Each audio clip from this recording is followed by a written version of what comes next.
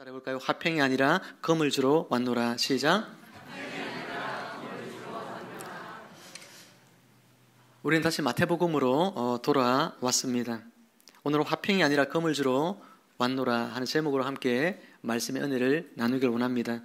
사랑하는 성도 여러분, 오늘 이 주일의 아침에 주님의 은혜와 평강이 여러분의 삶과 가정 위에 가득하게 임하게 되기를 주님의 이름으로 축원합니다.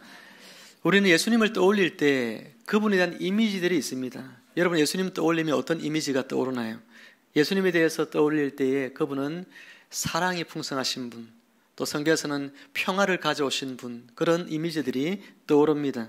예수님은 평안을 너희에게 끼치노니 그렇게 말씀하셨어요. 곧 나의 평안을 너희에게 주노라 그렇게 말씀하셨고, 예수님이 탄생하실 때 천사들도 땅에서는 하나님의 기뻐하신 사람들 중에 평화로다라고 하면서 찬송을 이렇게 선포했던 것을 잘 알고 있죠. 예수님이 이렇게 평화의 왕이십니다. 그분이 있는 곳에는 균열이 멈추고 다툼이 멈추고 평화가 이루어지게 되는 거죠. 그런데 그런 예수님께서 오늘 우리에게 내가 온 것은 화평이 아니라 너에게 검을 주러 왔다. 너무나 충격적인 말씀이 아닐 수가 없습니다. 이 검이라고 하는 것은 우리가 생각할 때에 분열과 갈등을 상징하는 거지 않습니까? 누군가를 해치고 죽이고 그렇게 하는 것이 검이라고 생각하는데 오늘 주님은 왜 이렇게 말씀하셨을까? 이 역설적인 말씀 안에 담겨있는 영적인 진리는 무엇일까? 오늘 우리가 이 말씀의 그 뜻을 바르게 깨닫고 이 말씀이 주는 축복을 여러분들이 누리게 되기를 주님의 이름으로 축원합니다.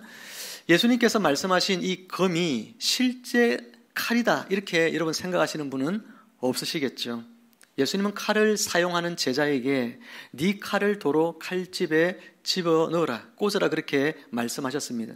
그렇다면 여기서 말하는 검은 무엇을 말할까요? 이 검은 예수 그리스도의 복음 그 자체입니다.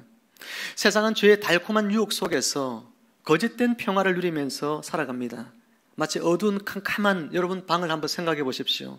어두캄캄한 방 안에서 살던 사람들, 그들은 그 어둠 속에 있는 행복, 평화, 그것이 그들에게 참된 평화요, 참된 행복인 줄로 생각하면서 살아갑니다. 그런데 방 안에 빛이 비추어지면 그 방 안에 있는 먼지와 오물과 숨겨진 더러움들이 하나씩 드러나고 혼란이 일어나게 되어지는 것과 같습니다. 예수 그리스도의 이 복음은 바로 진리의 빛이죠. 진리에 비친 예수의 복음이 비춰질 때에 죄로 인해서 단절되어진 그런 우리의 실상이 드러나게 되어지는 것입니다. 하나님과 단절된 인간들 속에 있는 그 죄악에 얼룩진 더러움들이 예수의 빛이 비추어질 때에 다 드러나게 되어지는 겁니다. 그럴 때 어둠 속에 있던 사람들이 자신들이 누려왔던 평화와 행복이 어떻게 될까요? 산산이 끼어지는 것입니다. 예수님이 비춰주시는 빛을 통해 바라볼 때에 내 안에 있는 이 평화, 내 안에 있는 행복이 참된 것이 아니다는 것을 깨닫게 되기 때문에 그렇습니다. 복음이 들어오는 순간에 우리는 세상과 다른 길을 걷기 시작합니다. 세상의 가치관과 충돌하죠. 여러분이 예수님 만나기 전에 가졌던 생각, 그 생각들이 예수님 만나고 나면 그 생각이 변화되어집니다. 예수님 만나지 않았으면 받지 않아도 될 미움과 핍박을 예수님 믿음으로 말미암아 오늘 이 제자들은 그런 미움과 핍박을 받아야 했습니다. 이것이 바로 복음이 가져오는 영적인 분열의 증거들이죠. 복음의 검은 죄라고 하는 치명적인 그런 병을 도려내는 외과 수술용 메스와 같습니다. 한쪽 팔에 심한 괴사병이 들린 어떤 사람이 있다고 생각해 보십시오. 의사는 그를 살리기 위해서 어떻게 해야 될까요? 그 팔에 썩어가는 부위를 칼로서 도려내지 않으면 안 되는 것입니다. 그런데 만약에 환자가 그 고통이 너무나 두렵고 무서워서 수술을 거부한다면 어떻게 될까요? 잠시 누리고 있는 그 평화가 여러분 잠시 동안은 유지되겠죠. 약으로 그 고통을 통제하고 그래서 잠시 동안은 통증을 이겨내고 참고 견디고 살아가는데 별 지장이 없을 수 있지만 그러나 시간이 지나면 어떻게 될까요? 결국 그 괴사병이 온몸으로 퍼져서 생명을 잃게 될 수 있는 것입니다. 우리가 이 검, 즉 복음을 받아들일 때에 우리는 먼저 죄악된 세상과 분리되는 아픔을 겪습니다. 때로는 세상의 가치관을 따르는 사람들로부터 미움과 핍박을 받기도 하죠. 저도 예수님을 만나고 나서 가장 좀 슬펐다면 슬펐던 기억 중에 하나는 예수님 믿으니까 주일날 교회를 가야 돼요. 주일날 교회를 가야 되니까 친구들이 주일 일요일 되면 어떻게 합니까? 자기들끼리 놀러 갑니다. 영화를 보러 가거나 놀러 가는데 그 무리에 낄 수가 없게 되는 거죠. 그 저하고 아주 친했던 친구들 그룹이 있는데 내가 교회를 다니니까 그 친구들하고 어울릴 수가 없게 되어졌습니다. 그게 참 저는 굉장히 개인적으로는 청소년기에 가슴 아픈 시간들이었어요. 물론 교회를 다니고 나서 얻게 된 더 많은 좋은 친구들이 생긴 것은 분명하지만 말이죠. 우리는 예수 그리스도를 믿음으로 말미암아 죄의 종살이하던 삶에서 우리는 해방이 됩니다. 그리고 하나님과 화평하게 되고 하나님의 자녀가 되어집니다. 로마서 5장 1절은 말하기를 그러므로 우리가 믿음으로 의롭다 하심을 받았으니 우리 주 예수 그리스도로 말미암아 하나님과 더불어 화평을 누리자. 여러분, 진정한 평화, 참된 화평은 하나님 안에서 주어지는 것입니다.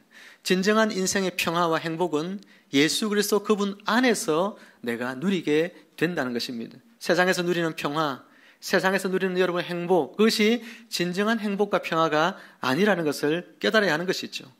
주님의 금이 우리의 삶 속에 들어올 때 그것은 우리 안에 있는 모든 이와 같은 세상적 가치관을 잘라냅니다. 옛날에 내가 최고라고 여겼던 것, 내가 행복한 어떤 조건들로 여겼던 것, 그것들이 나에게 있어서 행복의 이유가 되지 않음을 발견하게 됩니다. 그것을 잘라내야 되는 거죠. 거짓된 평화를 잘라내는 것입니다. 그럴 때에 하나님만이 주시는, 복음만이 나에게 채워주시는 참된 평강이 우리 가운데 주어지게 되는 것이죠.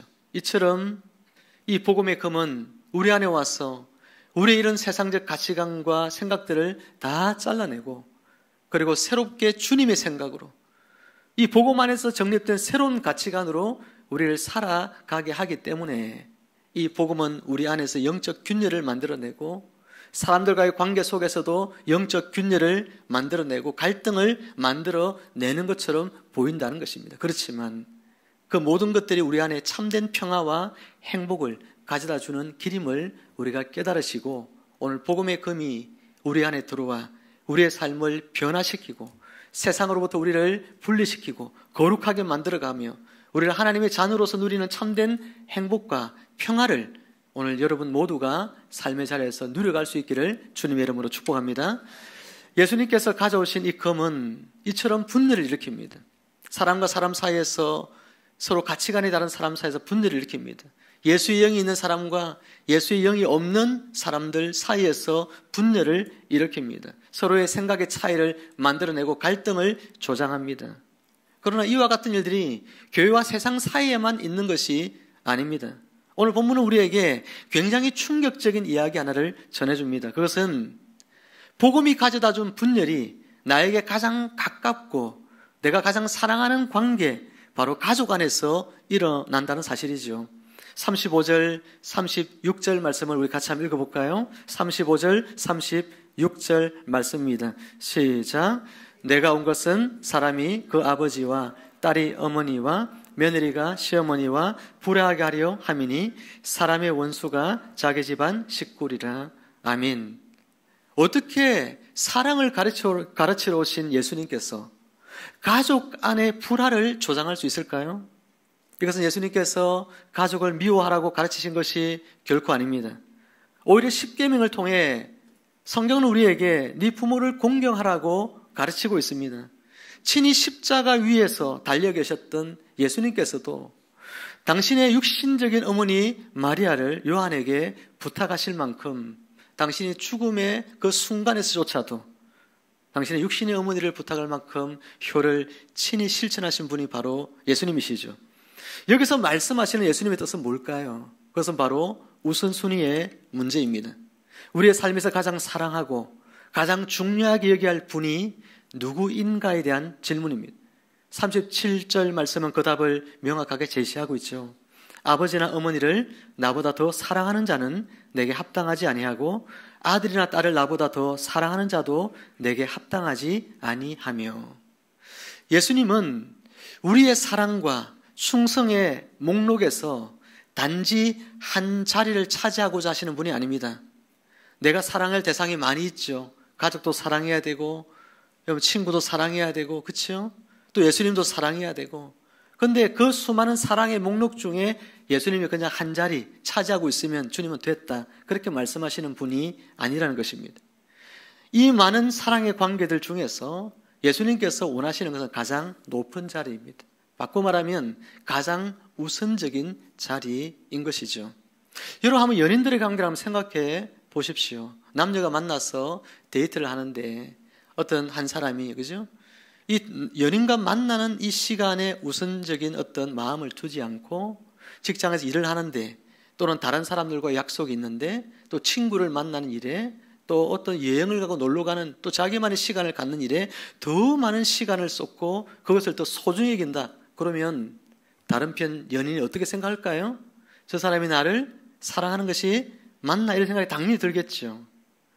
여러분 연인 관계라고 하는 것은 이제는 나는 지금까지 내 혼자 있는 것이 좋았고, 혼자 여행 가고 친구 만나서 놀고 이런 게 좋았지만, 그러나 연인이 된다는 것은 이제 나 이런 소중한 시간, 내 생각의 우선순위, 이것을 누구에게 두겠다는 이야기입니까?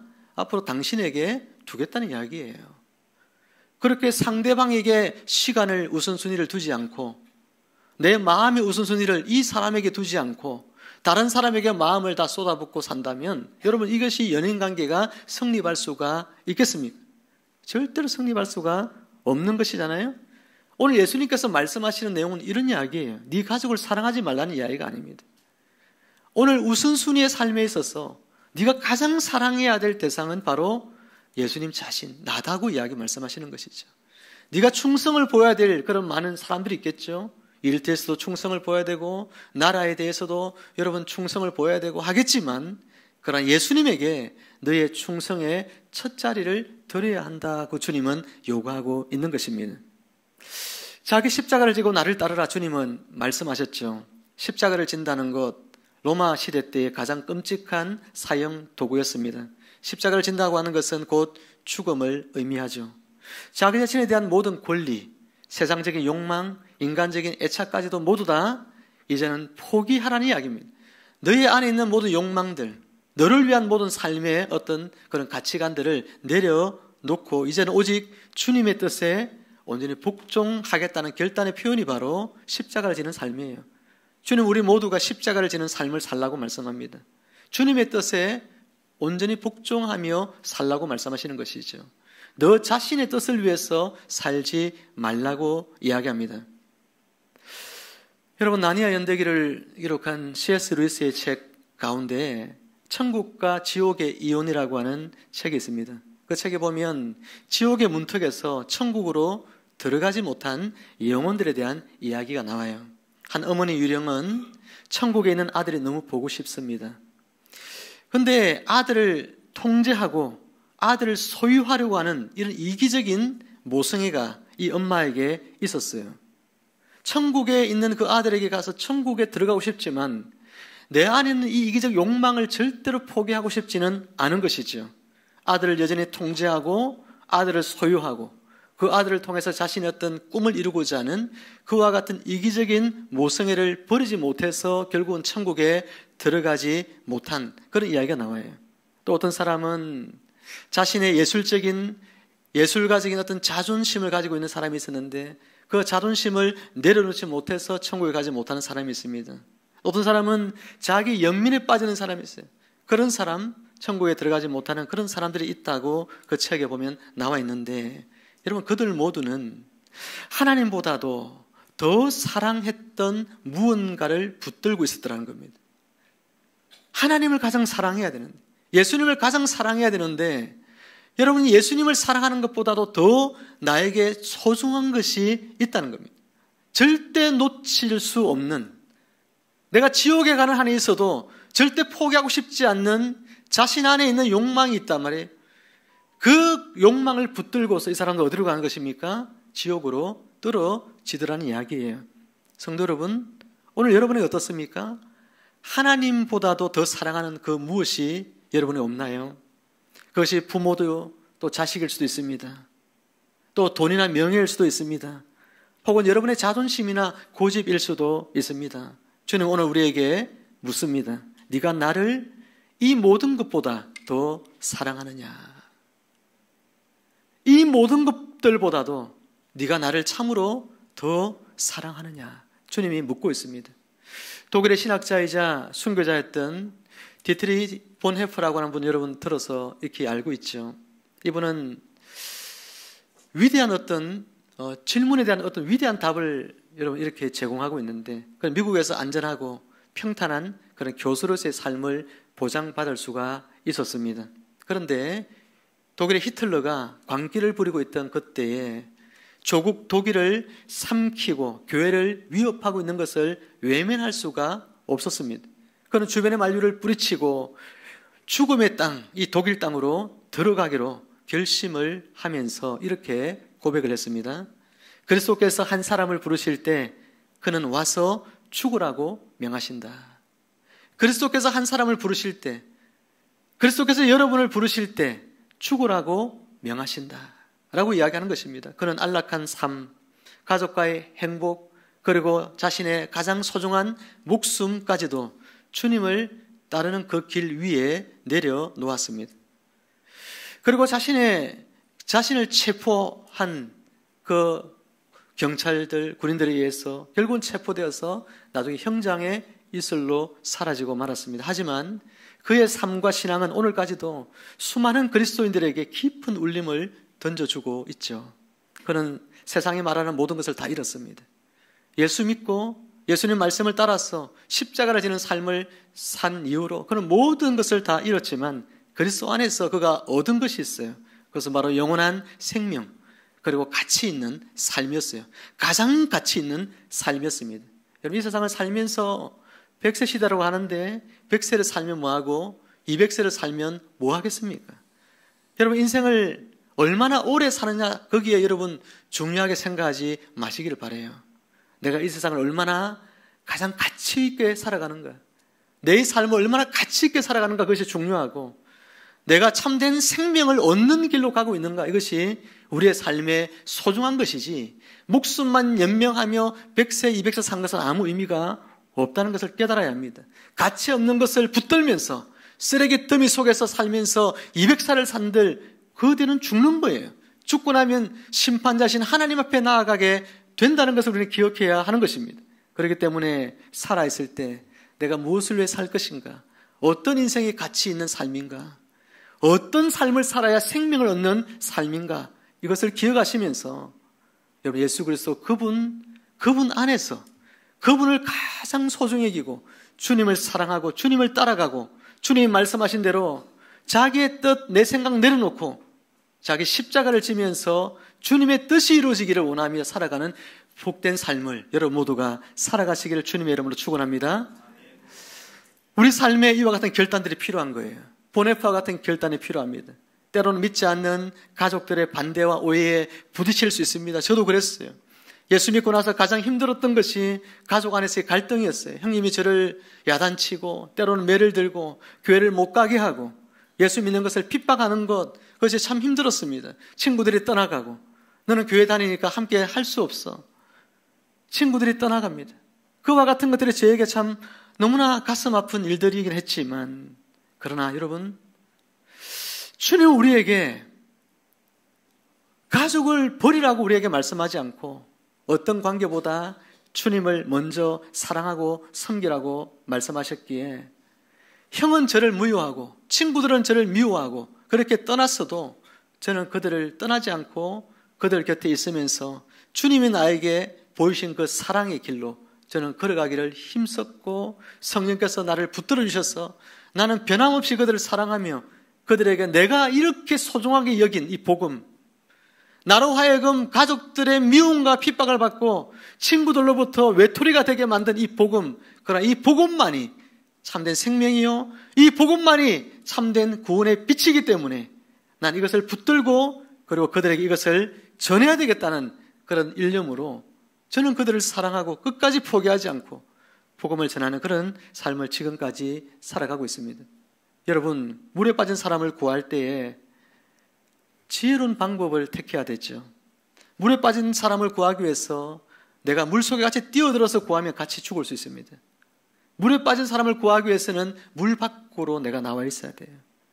수영도 못하면서 들어가서 같이 구하려고 하면 다 같이 죽기 때문에 바깥에 나와서 나를 먼저 구원하고 그리고 밧줄을 던져서 그 사람을 구하는 것이 훨씬 지혜로운 길이죠.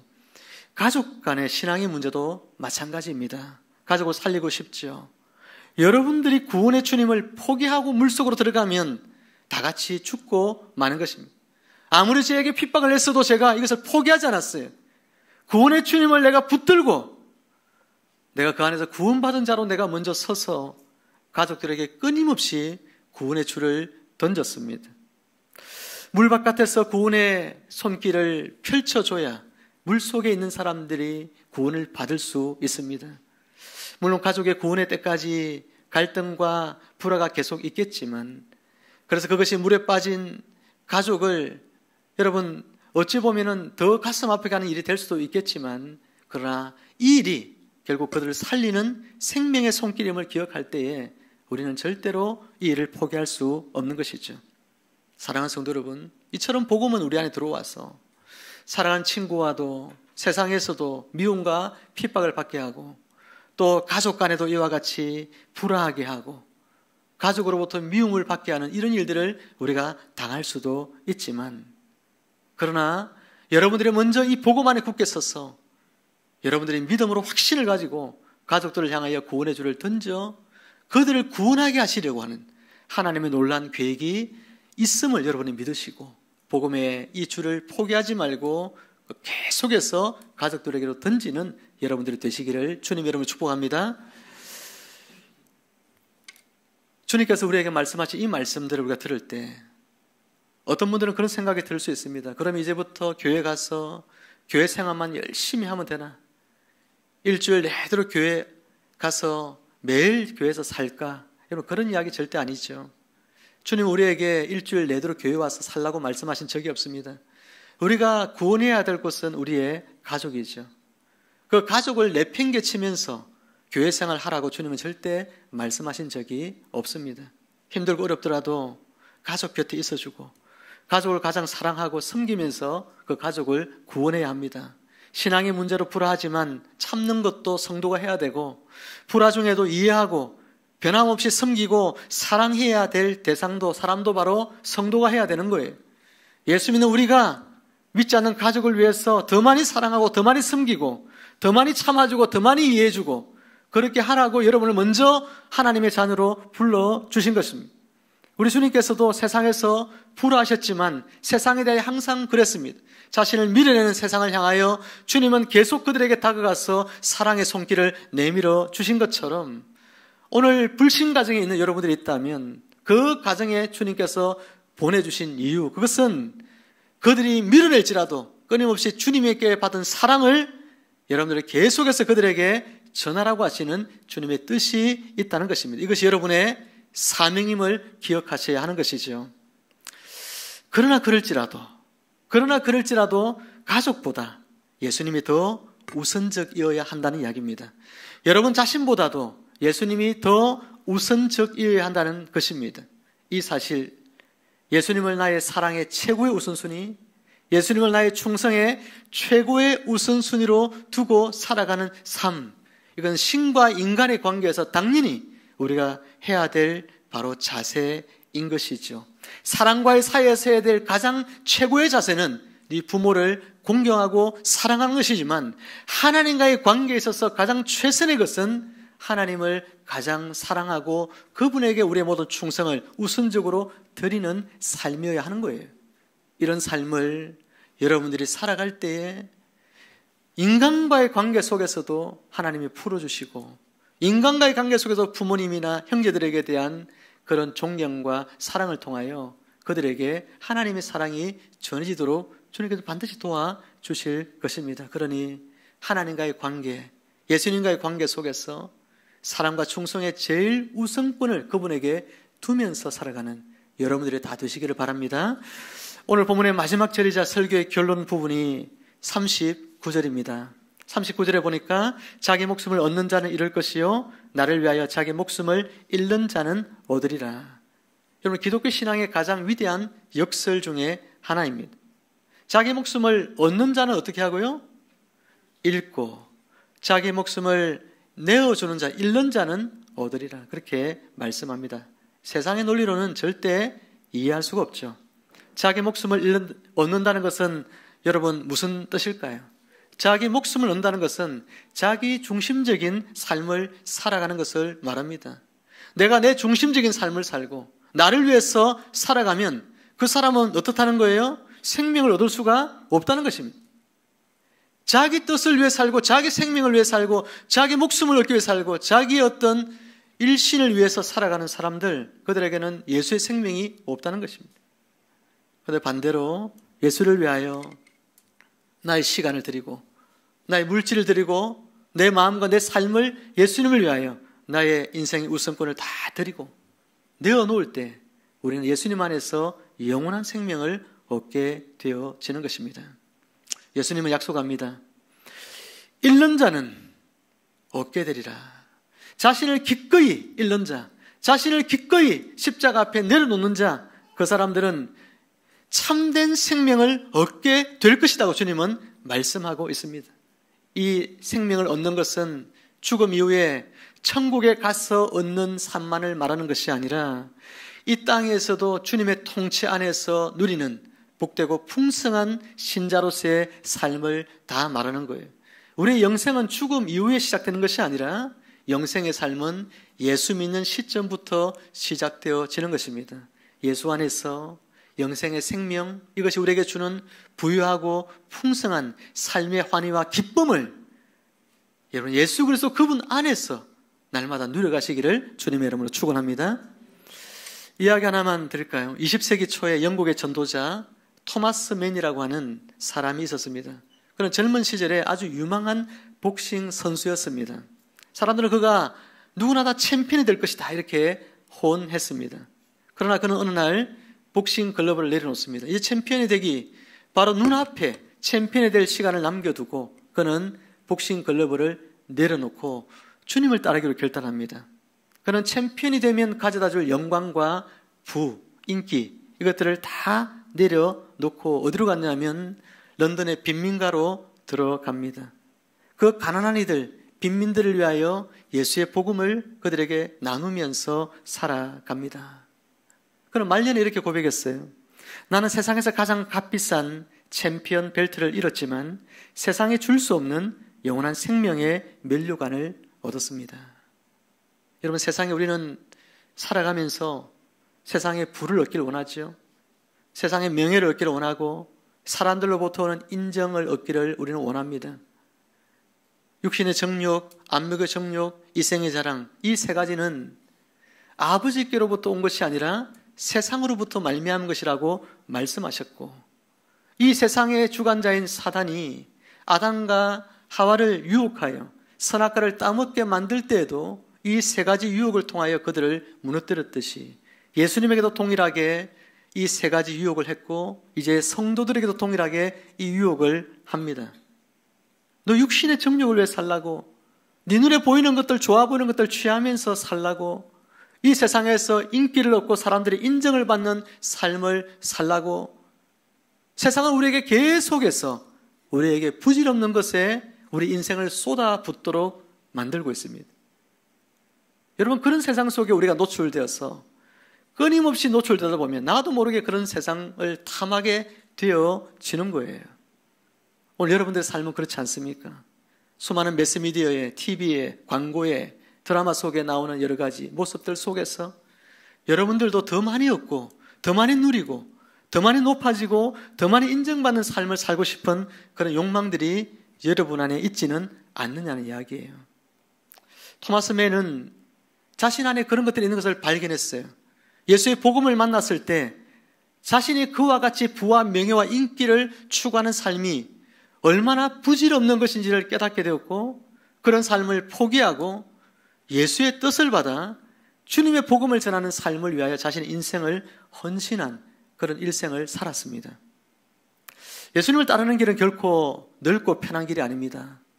때로는 오해와 갈등을 감수해야 하는 길입니다. 가장 소중한 것을 내려놓고 아픔을 겪어야 하고 또 날마다 나 자신을 십자가에 못 박아야 하는 아주 좁은 길이 바로 예수님 믿는 길입니다. 여러분, 예수 믿으면 부자 되는 거 아니에요. 예수 믿으면 건강하게 사는 거 아니에요. 예수 믿으면 만사가 형통한 거 아니에요. 그거는요, 모든 다른 우상들을 섬기는 종교에 다 있는 이야기들이죠. 근데 기독교는 그런 종교가 아닙니다. 예수 믿어서 부자 되려고 하면 잘못 오신 거예요. 예수 믿어서 건강해지려면 잘못 오신 거예요. 예수 믿어서 내 삶이 세상에서의 어떤 행복을 누리려고 하면 여러분 잘못 오신 것입니다. 예수 믿는 것은 이와 같은 것들을 때로는 포기하고 내려놓는 길이에요. 예수 믿어서 오히려 더 가난하게 된 사람들이 많습니다. 초대교회 성도들은 전부 다 그런 사람들이었어요. 예수 믿어서 핍박과 차별을 받아서 그들은 가난하게 된 사람들이었어요. 예수 믿어서 어찌 보면 집안이 풍비박산난 사람들입니다. 예수 믿어서 수많은 자녀들 또 부모가 죽임을 당했습니다. 얼마나 고통스러운 그런 삶을 살았는지 모릅니다. 예수 믿는다는 것은 바로 그런 핍박과 환난이 있는 것이고, 예수를 전한다는 것은 바로 그런 핍박과 환난을 감수한다는 이야기고, 세상에서 조롱받고 멸시받기를 감수한다는 이야기입니다. 예수 믿는 일에 세상에서 얻는 영광이 하나도 눈에 보이지 않습니다. 수많은 차별과 학대와 핍박과 환난들이 여러분 예수 믿는다는 이름 속에 담겨진 뜻들이에요. 그런데 이 길의 끝에 이와 같은 삶만 남아있다면 우리는 누가 예수 믿겠습니까? 그런데 이 길의 끝에 세상이 결코 줄 수도 알 수도 없는 참된 평화와 영원한 생명, 하나님의 주시는 행복이 우리의 삶에 기다리고 있는 것이죠. 이번 한 주간 우리의 삶을 돌아보길 원합니다. 나는 잃는 것을 두려워하여 얻어야 할 것을 놓치고 있지는 않는가? 나는 정말 진짜 얻어야 될 것들은 얻지 못하고 나중에 다 잃어도 괜찮은 것들을 위해서 나 이 소중한 생명과 시간을, 내 인생을 거기에 허비하면서 살고 있지는 않는지, 이미 충분하게 가졌지만 더 많이 가지려고 애쓰고, 이미 충분하게 인정받고 있지만 더 많이 인정받으려고 애쓰고, 그와 같은 삶을 산다면 여러분의 인생의 미래는 생명이 아니라 죽음이 여러분 인생에 남겠지만, 그러나 나의 것을 포기하고 주님의 뜻을 붙들고 주님을 위해서 내가 산다면 여러분의 것은 어찌 보면 잃어버린 줄 모르지만 주님 주시는 가장 소중한 생명과 그분이 주시는 평화와 참된 행복이 여러분의 삶에 주어지게 될 것입니다. 부디 우리 모두가 세상의 거짓된 평화에 안주하지 않으시기를 바랍니다. 기꺼이 주님의 금을 받아들고 날마다 자기 십자가를 지고 이름으로써 얻게 되는 역설적인 이 생명의 풍성함을 마음껏 누리며 살아가는 복된 성도님들이 다 되시기를 주님의 이름으로 축원합니다. 기도하겠습니다. 사랑과 진리신 하나님 아버지, 오늘 말씀을 통해 주님께서 화평이 아닌 금으로 우리를 깨우시고 참된 평화로 초대하심을 알게 하시니 감사합니다. 우리가 세상과 타협하는 거짓 평화를 버리고 복음의 금으로 죄와 어둠을 끊어내게 하여 주옵소서. 가장 사랑하는 것들보다 예수님을 최우선에 두어 주님께 합당한 삶을 살게 하시고 날마다 자기 십자가를 지고 따라감으로 잃는 듯하지만 오히려 영원한 생명을 얻는 기쁨을 누리게 하옵소서. 성령 하나님, 우리의 연약함을 도와주셔서 결단이 머리에서 끝나지 않고 삶 속에서 순종으로 열매 맺게 하시고 주님을 위해 드린 희생과 순종이 가정과 일터, 교회와 세상 속에서 참된 평강으로 나타나게 하여 주옵소서. 예수님의 이름으로 기도드리옵나이다. 아멘.